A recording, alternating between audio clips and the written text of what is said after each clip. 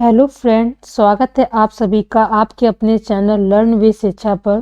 मैं आज आप लोगों के लिए बीएससी और बीए की ज्योग्राफी का वीडियो लेकर आई हूँ। ज्योग्राफी का नोट्स देने वाली हूँ क्योंकि आपके फर्स्ट पेपर का और ये आपका 13वां वीडियो है। तो 12 वीडियो ऑलरेडी बन चुके हैं। अगर आप लोगों ने वो नहीं देखे तो चैनल पर सब्सक्राइब कीजिए और जाकर के वीडियो देख लीजिए। तो चलिए शुरू करते हैं आज की वीडियो। हमारा आज का जो टॉपिक है वो है चक्रवात। तो सबसे पहले जब भी आपको एग्जाम में लिखना होगा चक्रवात, हेडिंग में क्या आता है, कैसे आता है, इसका वितरण कहाँ कहाँ है, कहाँ कहाँ पर चक्रवात आते हैं, अगर कोई क्वेश्चन पूछ रहा है तो सबसे पहले आपको बताना है कि आखिर चक्रवात है क्या। तो चक्रवात का अर्थ होता है चक्करदार हवाएं। चक्करदार हवाएं निम्न वायुदाब का केंद्र होती हैं, जिससे केंद्र से बाहर की ओर वायुदाब क्रमशः बढ़ता रहता है। इससे कि परिणाम स्वरूप परिधि से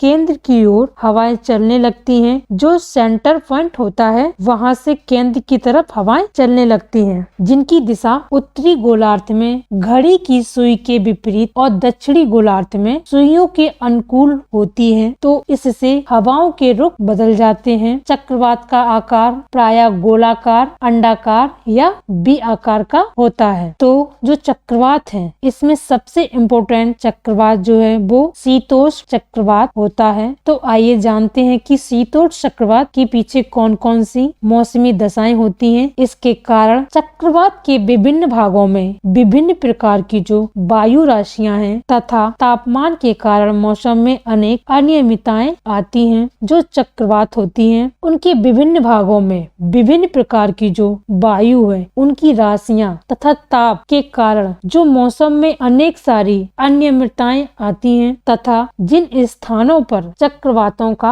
आगमन होता है वहां पर मौसम संबंधी तथ्यों का अचानक परिवर्तन हो जाता है। यानी कि जहां पर जो कि चक्रवात आना होता है तथा जो मौसम होता है वहां का मानसून होता है अचानक से परिवर्तन होना शुरू हो जाता है। तो शीतोष्ण चक्रवात के गुजरते समय उसके उष्ण तथा शीत वातांगरों एवं वत्रांश के साथ बदलते समय का अभ्यास होता है। तो सबसे पहले जानते हैं कि चक्रवात का आगमन कैसे होता है। तो पश्चिम दिशा में आने वाला चक्रवात जब करीब आता है तो वायु का वेग थोड़ा कम हो जाता है, वायु दब गिरने लगता है तथा सूर्य और चंद्रमा के चारों तरफ एक मंडल की तरह स्थापित हो जाता है। वास्तव में ये मंडल पश्चिम दिशा में बढ़ने वाले प्रच्छाव तथा प्रच्छाव स्त्री मेघ जो होते हैं उनकी जो झीनी चादर है उनके मात्र प्रतिबिंब होते हैं। जैसे जैसे चक्रवात करीब आता है उसका जो टेम्परेचर होता है धीरे धीरे बढ़ने लगता है, तापमान बढ़ता जाता है, बादलों में घुमस बढ़ने लगती है जिसको आप उमस बोलते हैं। वायु की दिशा पूरब से बदलकर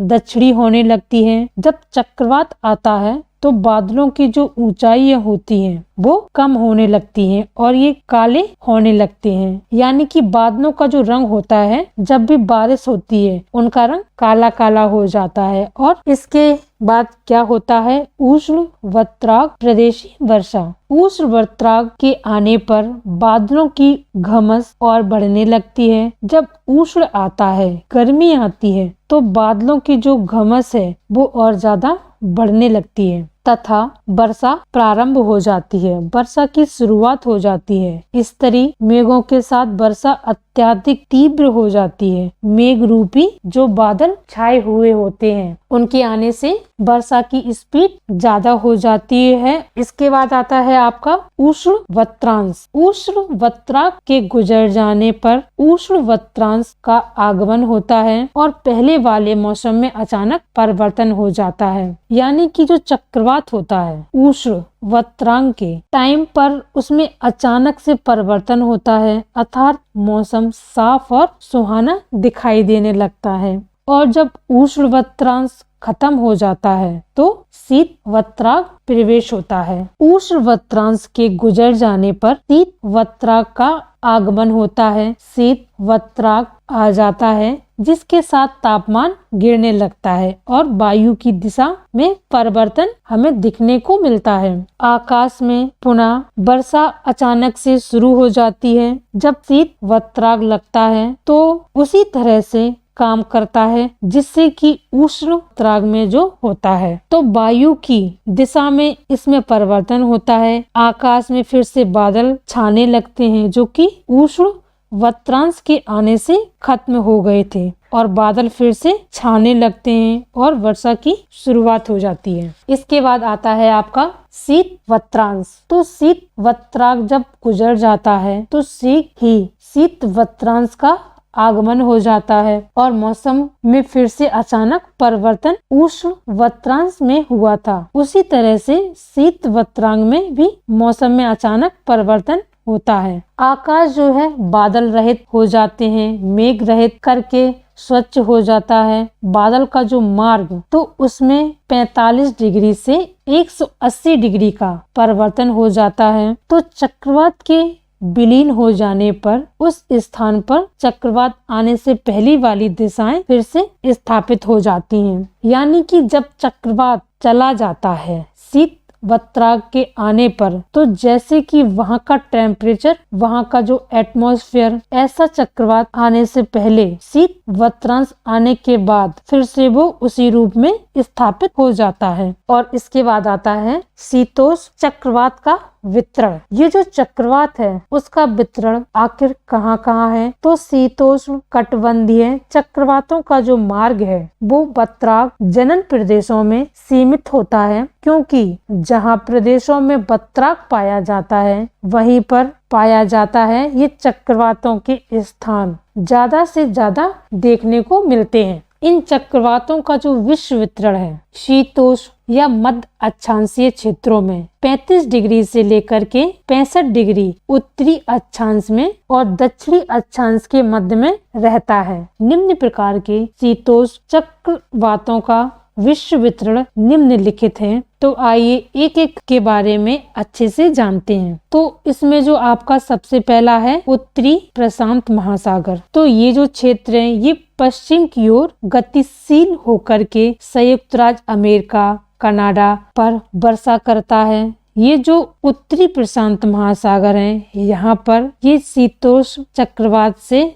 जो है संयुक्त राज्य अमेरिका, कनाडा और अलास्का के पूर्वी तटों पर वर्षा करता है। और दूसरा जो आपका है उत्तरी अटलांटिक महासागर। तो उत्तरी अटलांटिक महासागर है ये संपूर्ण उत्तर पश्चिम को प्रभावित करता है। ये जो कि आइसलैंड, नॉर्वे के निम्न दाब के निकट ये पुनः जीवित हो जाता है और जो पूरी उत्तरी यूरोप को या उत्तरी पश्चिमी क्षेत्र को प्रभावित करता है। मध्य अक्षांशीय चक्रवात शीतकाल में सबसे अधिक सक्रिय होता है और ग्रीष्म ऋतु में अभिसरण हो जाता है। इसके बारे में पूरी जानकारी से नहीं कहा जा सकता। और अब आपका नेक्स्ट है उत्तरी चीन। उत्तरी चीन एशिया के पूर्वी तटों पर, जो एशिया का पूर्वी तट है वहां पर उत्तरी चीन सागर में चक्रवात पैदा होते हैं, जो उत्तरी तथा मध्य चीन के तापमान को प्रभावित करता है। इन चक्रवातों की उत्पत्ति जो है मध्य एशियाई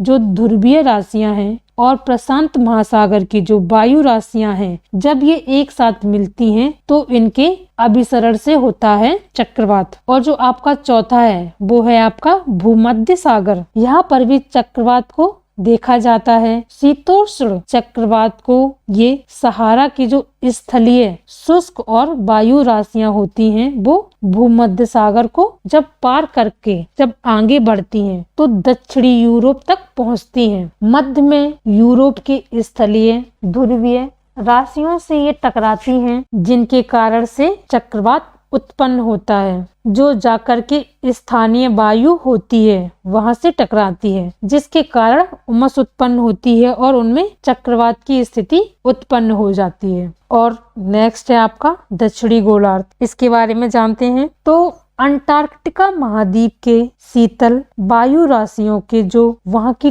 ठंडी वायु राशियां हैं, इसके चारों ओर तीव्र चक्रवात सक्रिय होते हैं। ये चक्रवात उप ध्रुवीय निम्न दाब और द्रोणियों का अनुसरण करते हैं। दक्षिणी गोलार्ध के मध्य अक्षांशों में महाद्वीपों का विस्तार कम होने के कारण इन चक्रवातों का प्रभाव बहुत कम होता है। ये पूरे वर्ष महासागरों में ही सक्रिय रहते हैं, क्योंकि वहाँ दक्षिणी गोलार्ध में द्वीप स्थित नहीं है। तो जो महाद्वीप नहीं है, इन सबको हम वहाँ पर अनुभव नहीं कर पाते। वो जो चक्रवात होते हैं वो समुद्री क्षेत्रों तक सीमित रह जाते हैं, तो उसका अनुभव मनुष्य बहुत कम कर पाते हैं। और हमने जाना कि चक्रवात होता क्या है, चक्रवात के आगमन के पीछे रीजन क्या है, चक्रवात कहाँ कहाँ फैलता है, किस किस तरह से फैलता है और कहाँ कहाँ इसका वितरण हुआ है। ये सारी चीजें हमने इस वीडियो में आज कवर की हैं। तो मैं आशा करती हूँ आपको वीडियो अच्छी लगी होगी। तो वीडियो पसंद आई हो तो लाइक जरूर कीजिएगा। अगर आप चैनल पर नए हैं